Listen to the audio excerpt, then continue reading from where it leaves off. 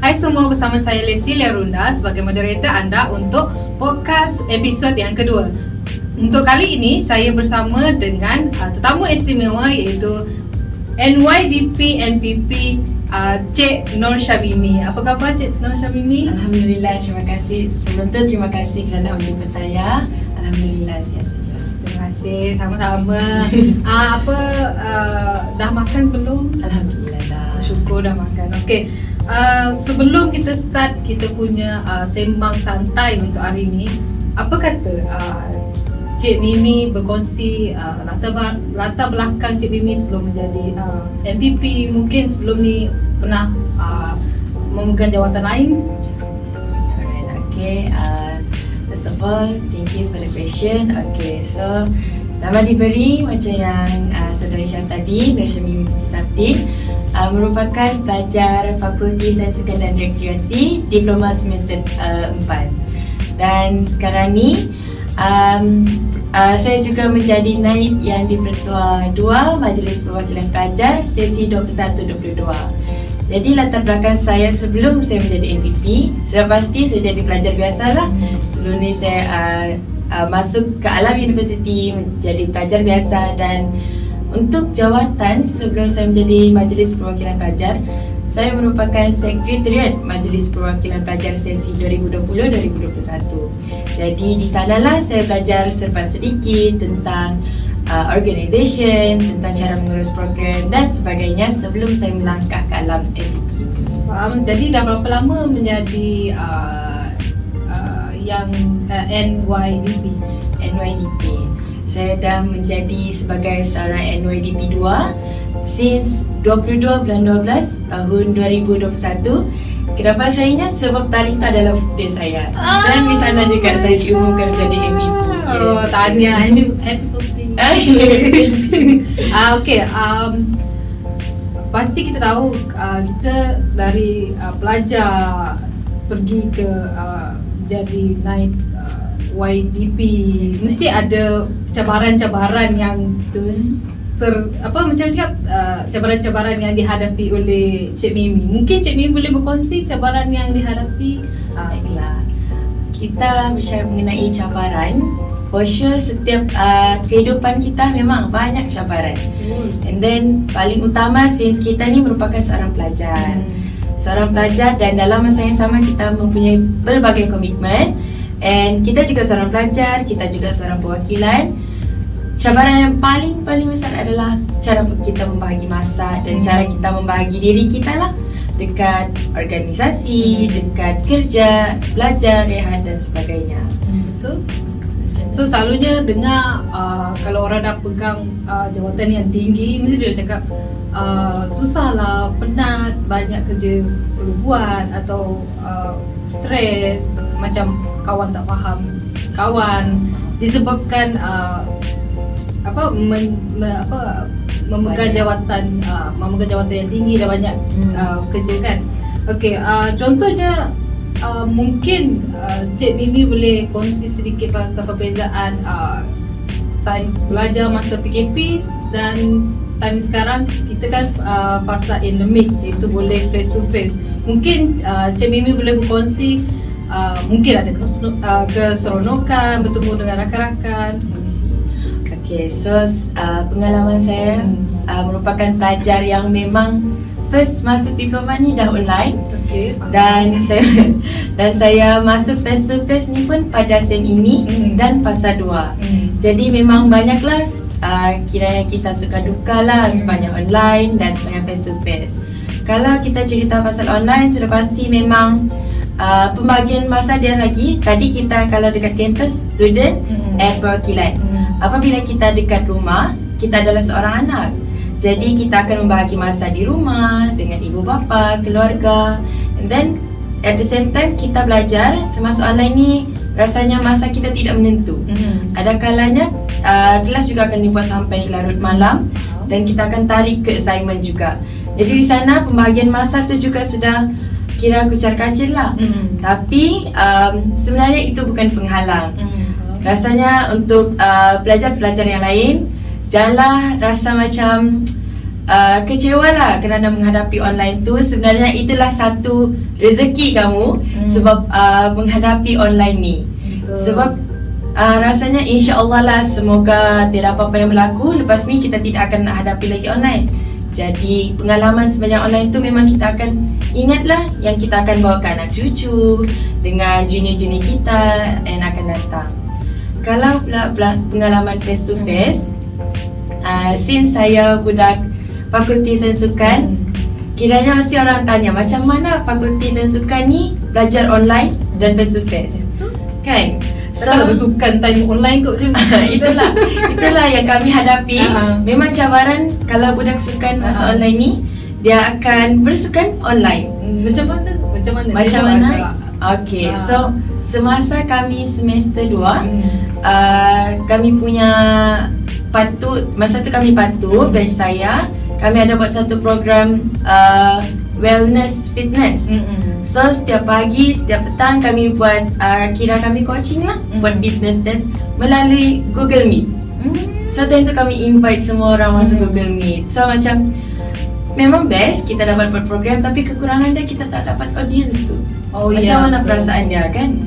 So itulah, jadi masa face to face ni agak kecewa lah sebab kami fasa 2 kan, dan dah separuh SEM.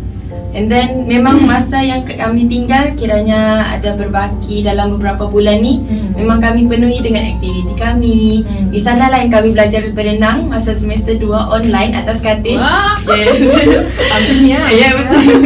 Atas katil je. Sem inilah kami pergi kolam sama-sama, aplikasikan apa yang belajar. Alhamdulillah tiada lah. Maksudnya dari SEM 2 tu belajar belajar kira praktikal je lah. So bila dah face to face ni adalah pergi kolam renang? Ada, of course, bawa lah kawan-kawan. Okay, macam Cik Mimi kan MVP. So ada tak pelajar-pelajar yang selalu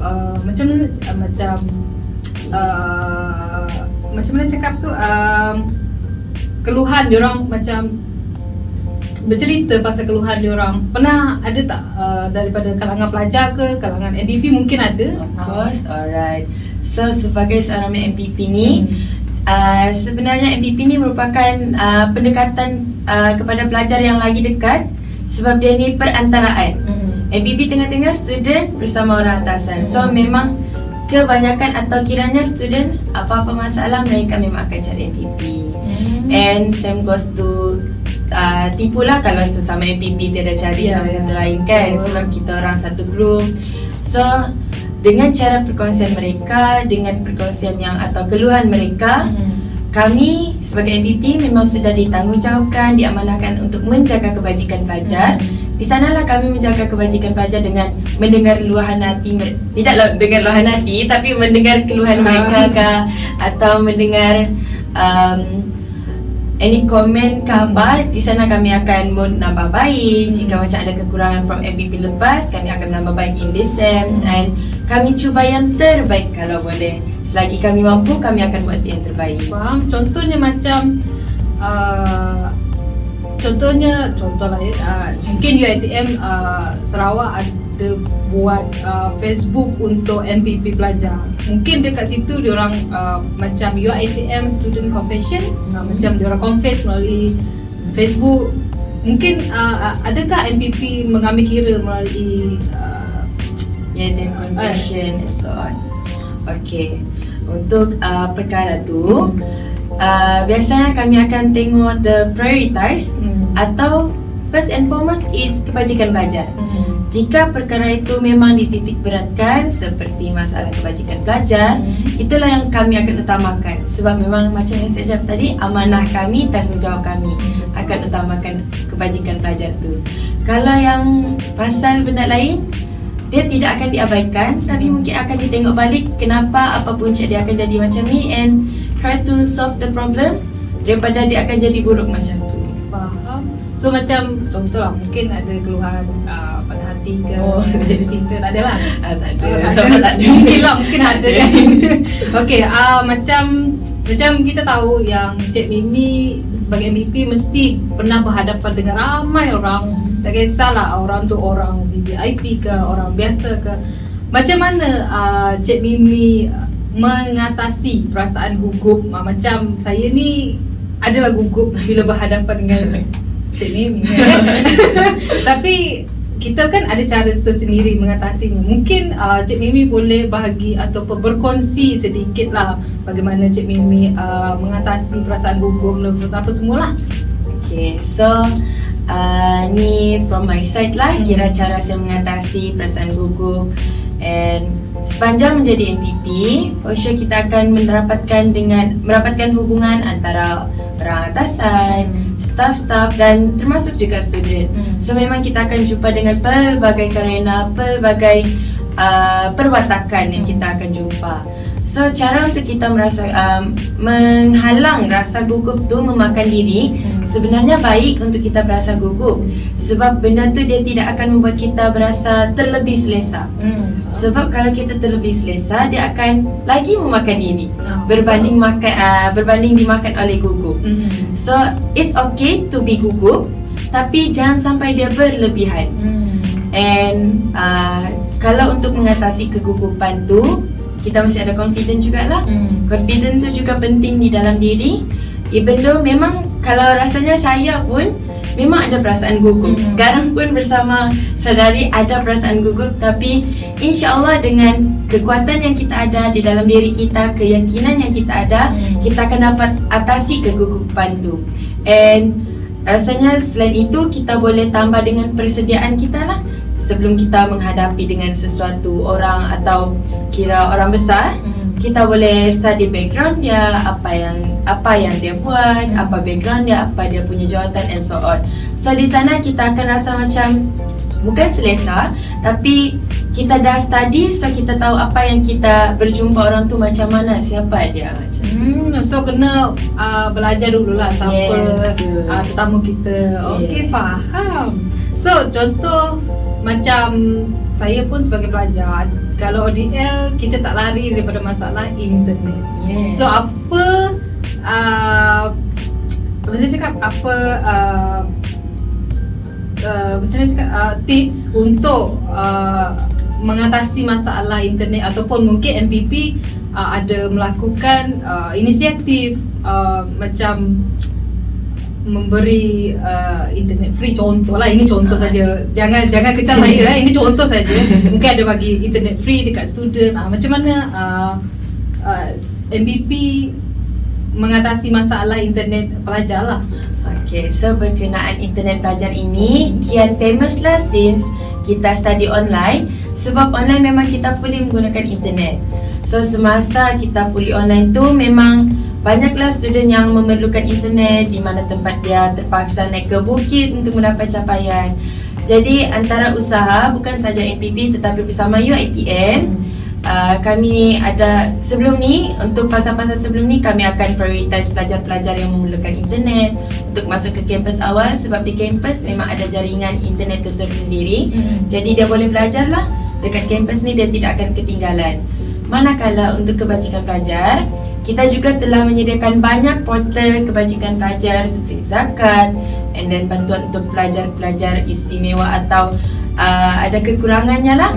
Di sana memang ada sedia untuk bantuan seperti bantuan internet. Dan MPP kami akan mengumpul data maklumat mengenal pasti siapa pelajar yang memerlukan dan benar-benar memerlukan, dan kami akan salurkan kepada orang yang kira ada tindakan atau kira orang yang berkenaan lah untuk kami sampaikan. Dan itulah cara kami membantu pelajar yang punya masalah. Dan untuk pelajar-pelajar yang mempunyai masalah tu, rasanya memang mereka akan mempunyai sedikit gangguan emosi disebabkan internet tu kan. Tapi Alhamdulillah sekarang kita dah beralih ke fasa endemik, dan sekarang kita dah slow kelas fizikal kembali ke asal. Jadi Alhamdulillah kita tidaklah rasanya macam kita insyaAllah tidak akan lagi mengalami zaman kira kegelapan kita lah. Betul. So that's why semoga kita berkekalan lah fizikal ni sampai ke bila-bila. Betul.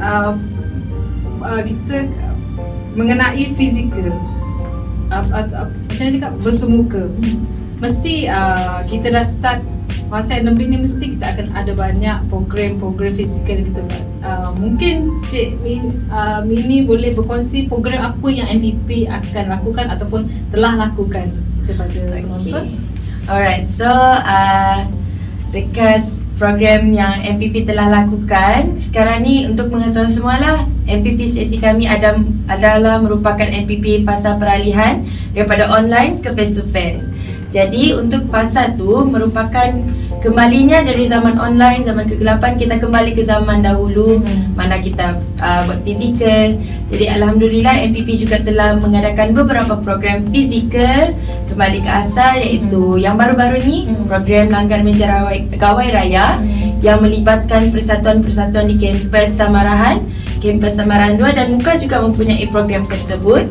Dan program itu dijalankan pada hari yang sama untuk kampus Samarahan dan kampus Samarahan 2. Manakala kami juga ada membuat pengagihan bubur lambuk di kampung Pangkalan Kuap, kira our program CSR lah. Dan program akan datang, kita buat teaser sikit lah. Untuk convocation ni banyak program yang menarik kita akan buat, jadi stay tune. Okay, menarik. Tapi Cik Mimi, sayangnya kita sampai di sini saja kita punya podcast Sembang-Sembang Santai. Dan terima kasih kerana sudi datang dan meluangkan masa bersama kami. Dan jangan rasa sedih sebab mungkin kami akan menjemput Cik Mimi datang sekali lagi.